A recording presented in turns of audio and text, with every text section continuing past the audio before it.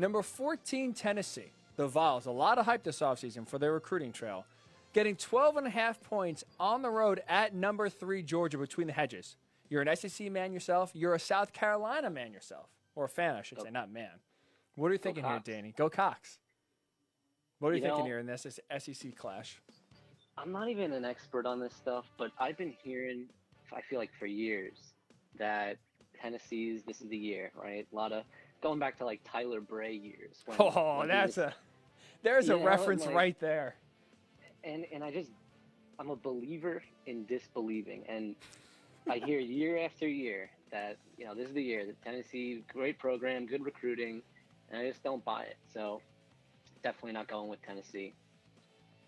You know what they say, great minds think alike, right, Danny? The exact reason you just laid out there for taking Georgia is the exact reason why I'm also taking Georgia. Every single year, I'm sick of it. Tennessee, this is the year that, they got a good recruiting job. This is the right head coach for them to be in. They finished strong last year. I don't care. This is, you know what this is? This is a men amongst boys. Georgia, they are men. Tennessee is just boys. They want to be with the men. They want to get into that club. They're not in there yet. The men always beat the boys. I'm with you.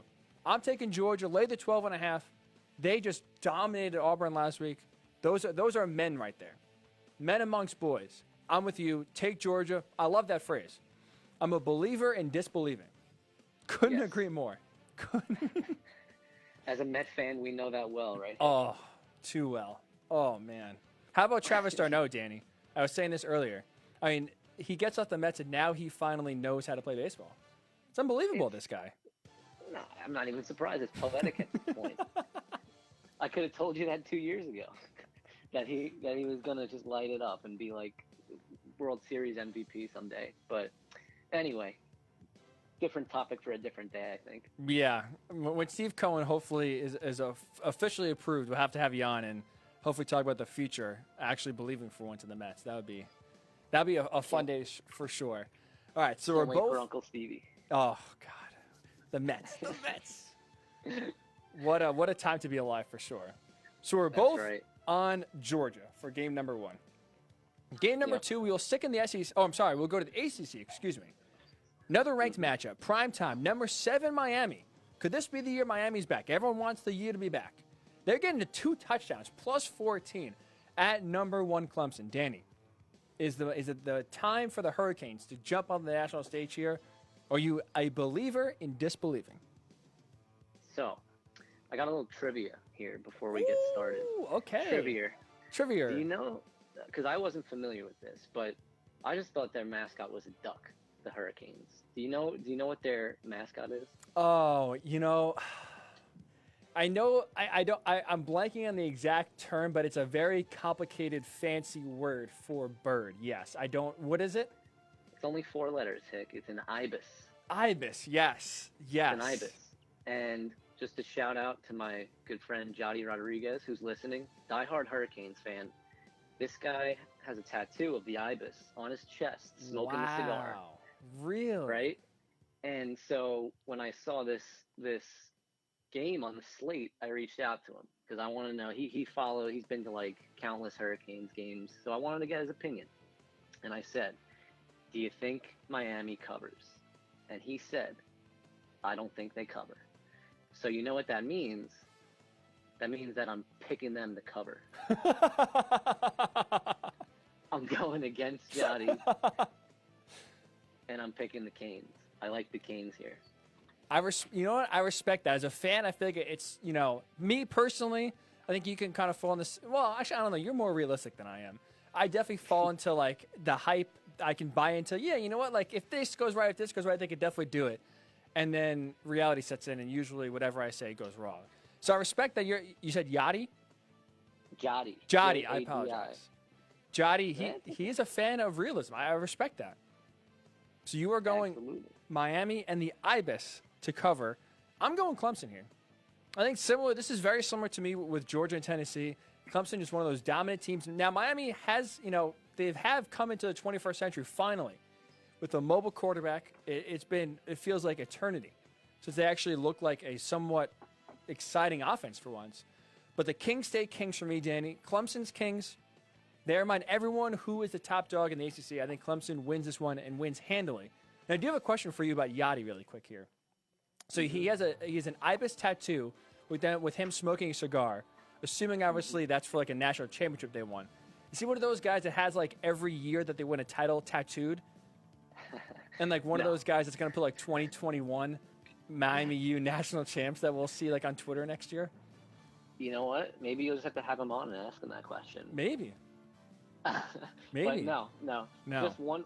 I think it's one tattoo, ibis, smoking. It's either a pipe or a cigar. I'm not sure, but it's he's a real one. Yeah, listen. Anyone that just has doubt about their team, I respect. You don't get caught up in the hype. You look at them from a realistic perspective. But Danny, going against the advice, he's taking Miami. I'm going Clemson. Our first disagreement. And we'll go to game number 3. We'll go to the NFL the rest of the way. How about a little Thursday night action tonight, Danny? We'll see it on the tube tonight. Buccaneers banged up, giving 4. They are -4 at the Bears. And more Nick Foles magic here, or is Brady taking care of business? Wow. Okay, breaking news. I wasn't even aware that this was a Thursday night game. So my plan here, you know what I did? I'm a big weather guy, Hick. Okay. Big weather guy. And so I looked up the forecast for Sunday. And the forecast was 71 degrees and beautiful. And that sounds to me like Tampa Bay weather. Okay. But I'm looking it up now. Let's get a little live. I was gonna say I'm looking. We'll see who can get it first. The game's in Chicago, if that helps. Right. I knew that. Just to make sure we're not looking, the wrong way. Let's see. Yep. Chicago. As long as it's north of like 60 degrees, I'm picking the Bucs because. Ooh, okay. Here we go. I'm not a believer in the Bears at all. I think Foles had some magic. I think underrated factor here is Brady redemption game against Foles. Ooh. I think Brady's going to come out obviously motivated. I saw he's got an unreal red zone connection with Mike Evans. He threw a ball like 20 feet in the air, and Evans just snapped it and landed in the end zone. Like, they're unstoppable in the red zone. And I'm just, the Bears are one of those teams that I think they're pretenders. It's early. They've got a few wins with Trubisky, but I don't buy it. I like Tampa here, as long as the weather's above 60 degrees. So I'm looking right now. So they're obviously Central Time. Game's at 8 o'clock. So 7 o'clock in Chicago, it's going to be 58 degrees. Now, it's clear. The lowest will drop down to is 57 with a 5-mile-an-hour wind. Does that change at all your thoughts? Not 65, not 60, 57 degrees. Can Tom Brady play well in chillier weather, we'll say? Yeah. It's tough, but yeah, I think they do. As long as it's nothing radical. I think Tom's a New England guy, right? But 57 is nothing crazy. I played golf in colder weather. Humble brag. It gets that cold in Hawaii?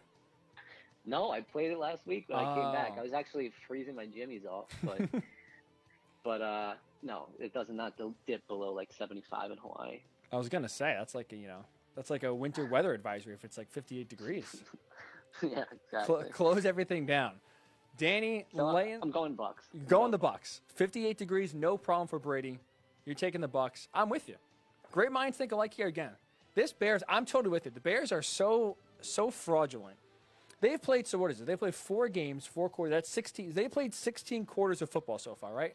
I would say they played 2 out of the 16. They played 2 good quarters. That's horrible. Like, they got lucky against the Lions. They got lucky against who was it? The Falcons. The Falcons. It's 2 quarters is not sustainable good football out of 16. This team stinks. They're one of the worst 3-0 teams last week. They're one of the worst 3-1 teams this week we've ever seen. Nick Foles, I don't trust at all. I'm with you. Brady, 5 touchdown passes last week. Going into Chicago, I'll take Tampa Bay. Don't like what Matt Nagy does with that offense. Bears, fraudulent. Frauds. Bucks cover and get the win. And what'd you say, Danny? Couldn't agree more. That's a division rival for you as a Vikings fan, right. Which we'll get to there in a second. So we're both on the Bucks for our first NFL game. We'll go a 4:25 game. This is a Sunday game, Danny, in case you looked at the weather. Colts are giving 2 points. The Browns are getting 2 points at home in Cleveland in the dog pound coming off that big win over the Cowboys last week. What are we thinking here? This is a tough one. I just don't believe in the Browns at all. I mean, every 2 seconds I got Baker Mayfield on my screen with a commercial. Don't like him. Don't like OBJ. I think Chubb going down is an underrated factor. Yeah, they got Kareem Hunt, but I'm not sure his stamina and whatnot after taking some time off, if he could handle a full load. But I was skeptical about Rivers and the Colts coming into the year, but they've actually played pretty well. So I like the Colts here. I think the Browns are another group of pretenders. All right, Browns in Danny's mind, pretenders. Colts laying the 2 on the road. You're taking it. I'm with you. Wow, we agree a lot here. Similar to Kroll, though. I think me and Kroll agreed on, 4 of the 5 games. And so far, out of the 4 games, we agree on 3. I'm with you, Danny. This is a game where I am a little nervous about the Colts, to be honest. I'm not a big Philip Rivers fan. Very skeptical when they signed him. He scares me to death in the red zone. But they can run the ball. The Browns can run the ball. I'll take the better defense. Colts defense has been unreal. Thank you to DeForest Buckner. Just completely blowing up every team's offensive line so far. I'm with you. I'll take the team. A little bit healthier in the Colts. On the road, 2 points. You know what? I think they'll shut down Baker. I think they'll shut down the run game. I'm with you. Colts lane 2. I think they'll get it done. On the road in the dog pound. We'll go close to the heart for the 5th and final game, Danny. Your beloved Minnesota Vikings getting a full touchdown on the road, Sunday Night Football, prime time for everybody to see, against so far the NFL MVP and Russell Wilson. What are you thinking here? So you get the emotional Vikings fan, but if I try to take everything out, if you go back to that time Blair Walsh missed that field goal, right, in that negative 26-degree weather, every time they play the Seattle Seahawks, they're basically the Seahawks or the Vikings' daddy. They play them so tough. Kirk Cousins withers when he plays the Seahawks. He withers when he plays Sunday Night Football. That combined factor, I think the Seahawks just pound the Vikings into oblivion. Wow. I'm not picking the Vikings. Wow. Not only are the Seahawks going to cover in your mind, taking the Seahawks, -7, they will pound them into oblivion.